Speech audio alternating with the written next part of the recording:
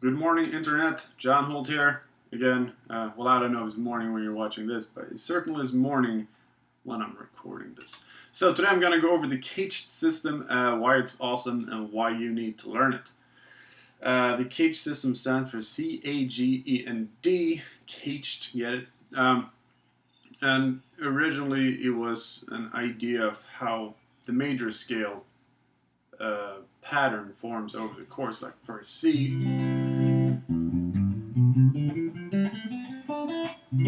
C major scale over the C major chord in this shape.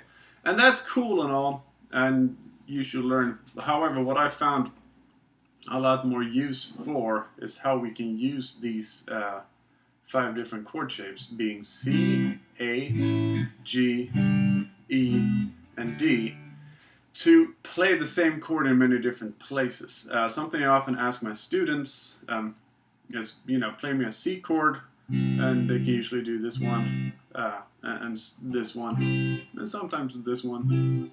If I ask them to play an E chord in as many ways as possible, they know this one, and sometimes this one, but that's usually about it.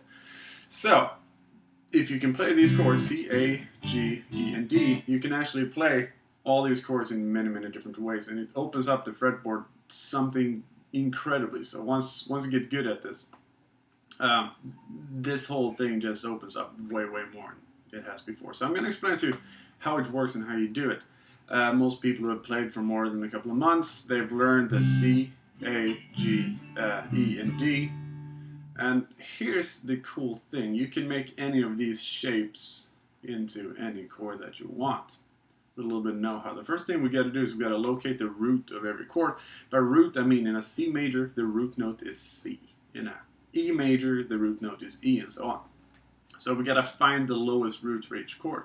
Starting on C, here's my C, A, here's a root on the A string, a G, here's a root in the G chord, D, am I doing this right? No, E, low E string, and then D. You see how it spells caged, right? C-A-G-E-D, caged. So what we're going to do is we're going to make all of these shapes into a C chord right now, and here's how that works. C shape is pretty easy.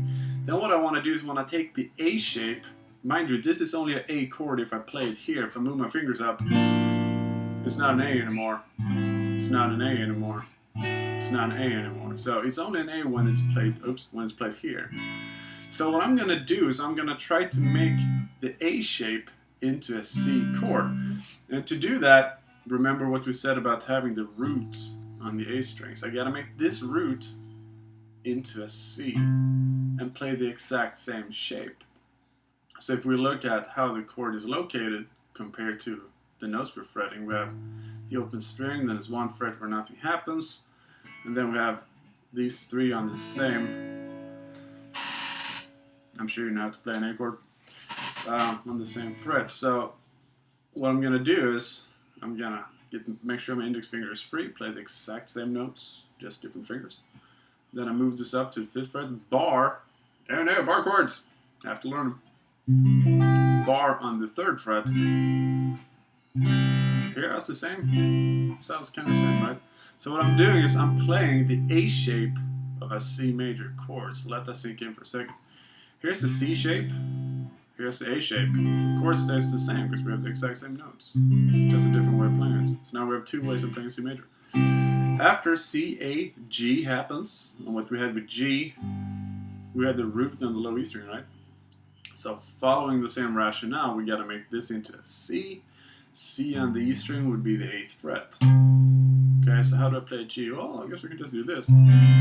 Sounds weird though, because we have these open strings. Again, if we go back to look at G, we have a couple of fretted notes, then we have a couple of open strings that are like 2 frets away, or 1 fret away, depending on how you look at it.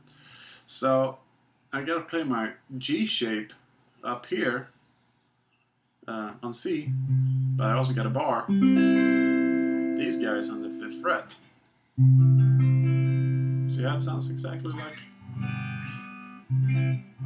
So this would be the G shape of a C major chord. So far we have a C shape, A shape, G shape. Someone's texting me. I'm going to turn up my phone. There we go. After G comes C, A, G, E. Okay? E looks like this. Everybody knows it. Roots being here, so we gotta make the root into C. We knew already that C was on the 8th fret. Then we gotta play an A shape around that. So what we do is get the index finger free, put the index finger on this 8th fret. This guy is the first bar chord everybody learns, so it's a fair chance that you know it as well. Okay, so what we have here is really the E shape of a C major chord, because if you look at it, these fingers here look exactly like an E major chord, because that's the shape we took. So we have C major, A major, C shape, A shape, G shape, E shape, then the last one is the D shape. D looks like this. We have the root on the D string, so we gotta find a D. We gotta find a C on the D string. 10th fret, that's where it's at. And if we look at it, we have some fretted notes, one fret in between where nothing happens, and then the root below that. So we gotta mirror that exact same thing. So if this is my root now, I gotta put my fretted notes up here. Okay, so that's gonna be, this one can be a little awkward to play. Well, not as bad as the G shape, because that's a tough one, but. So it's gonna be from the D string, it's gonna be 10, 12, 13, 12. And this would be your D shape. So there we have it. We have C shape, A shape, G shape, E shape, D shape. And then for shits and giggles, since we will use it later, here's the C shape again, but an octave above. So just to take a look at that, we have some open strings here, G and E. Gotta do something about those. So I got a bar again on the 12th fret. So it looks exactly like it does in an octave below. And this is cool because you can do this with any chord and they will always fall in the exact same order, C, A, G, E, D. And if I start on, say, A, let's take an A chord for instance. After A comes G, right? C, A, G, E, D. So after the A shape always comes the G shape. And then the E shape, D shape, C shape, back to the A shape. If I start on G, after G comes E, oops,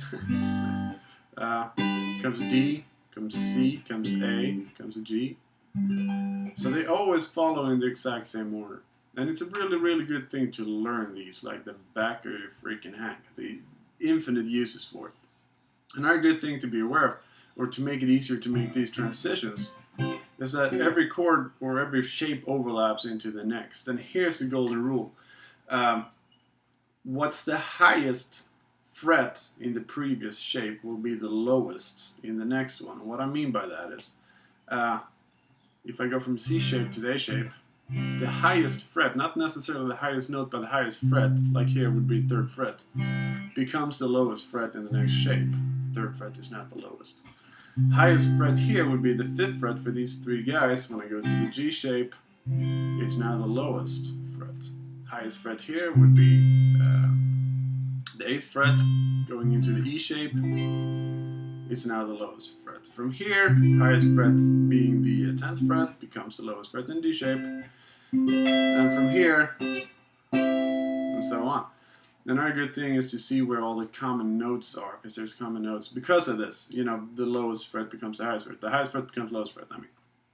Like from the A shape to the G shape, these three here become these three here. And these two become these two. And then this guy becomes this guy. And between the D shape and the C shape, we actually have this whole triad up here becomes... So you have the same notes, you just switch your fingers around. So, to practical use of this, which is the most important thing I put in. But by the way, do this with every chord. You know, and it doesn't have to be an open chord. You can start on B flat, A shape, G shape, E shape, D shape, C shape, A shape. Okay. So imagine that I have a chord or a song that goes C. Actually, let's do this in G. So we have G, C, D, back to G. So you already played G shape, C shape, D shape, and G shape. Now I can go, if I want, I'm going to do the same chord progression. It's always going to be G, C, D, back to G. Okay, but I'm going to use all these different shapes that I now know. So E shape, A shape, C shape, E shape. Chord progression is the same, it's just there's different shapes. Instead of using these shapes, I can go. Or the next one would be start in D shape, G shape, A shape, back to D shape. Or C shape, E shape, G shape, or A shape. Then I guess we can go D shape, E shape. So if I'm playing over this song,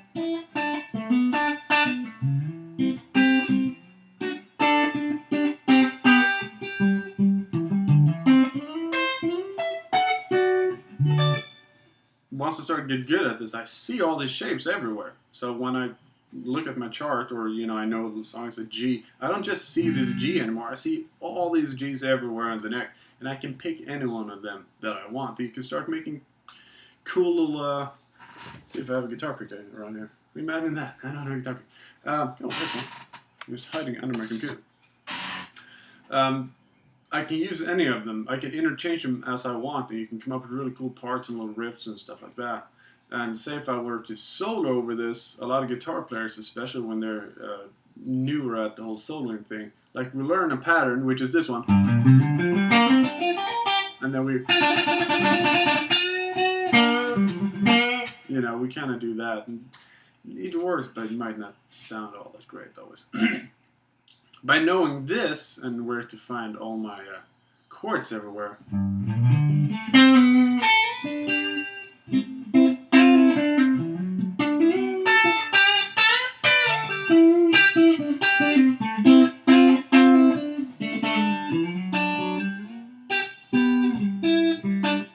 to C, to D.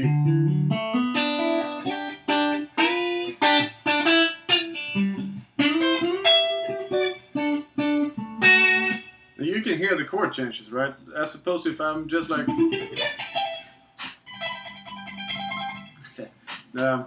if I'm just doing that, now you can actually hear, even if I don't have anybody playing rhythm behind me, you can hear where the chord changes are.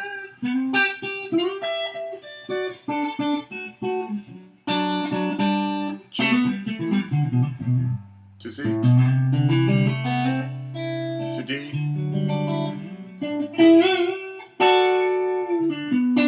into G again, C into D. And then if you learn your scales really well on top of that, the fretboard really opens up. But that's like the big ones. You can play the rhythm anywhere you want, completely freely. You can solo in a much more musical and much more intelligent way by knowing where your chords are. And a really good way to get this started is to really, really learn your CAGED system. Okay, it's not that hard. It's only 5 shapes. They always happen in the exact same order. If you start on C, A will follow. If you start on A, G will follow, and so on. So yeah, let me know if this works out for you, and whatever comments you might have on it. And I definitely encourage everybody to learn this. It's good stuff, and it will really open up the fretboard for you. Have a wonderful day. Bye-bye.